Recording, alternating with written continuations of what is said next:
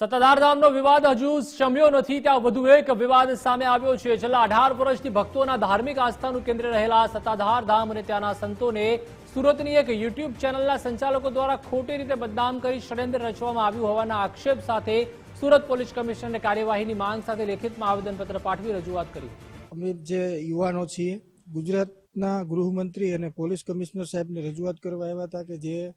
સનાતન ધર્મ અને 18 વર્ષના આસ્થાનું જે કેન્દ્ર છે સત્તાધાર ધામ અને ત્યાંના જે સંતો છે,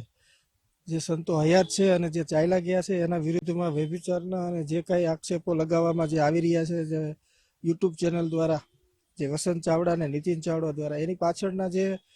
ગોડફાધરો છે એ કોણ છે, સત્તાધાર બચાવ સમિતિ કોની છે, આ બધાનું તપાસ કરવામાં આવે ને ગુનો દાખલ કરી કાયદેસરની કાર્યવાહી કરવામાં આવે। કારણ કે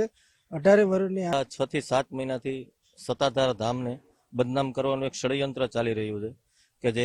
2-3 જણાની અમુક ટોળકી છે કે એક વસંત ચાવડા છે, એક નીતિન ચાવડા છે અને બીજા એની પાછળના ઘણા કલાકારો છે કે જે આ કાંડ કરી રહ્યા છે ને સનાતન ધર્મનું એક આસ્થાનું પ્રતીક છે સત્તાધાર ધામ, જેને ઘણા દિવસથી આ બદનામ કરે છે। એટલે અમારી કમિશનર સાહેબને અને ગૃહમંત્રી સાહેબને એટલી જ રજૂઆત છે અરજી મારફતે કે આ ષડયંત્રનો પર્દાફાશ કરવામાં આવે અને આ ટોળકીને વિરુદ્ધ કડકમાં કડક કાર્યવાહી તાત્કાલિક ધોરણે કરવામાં આવે।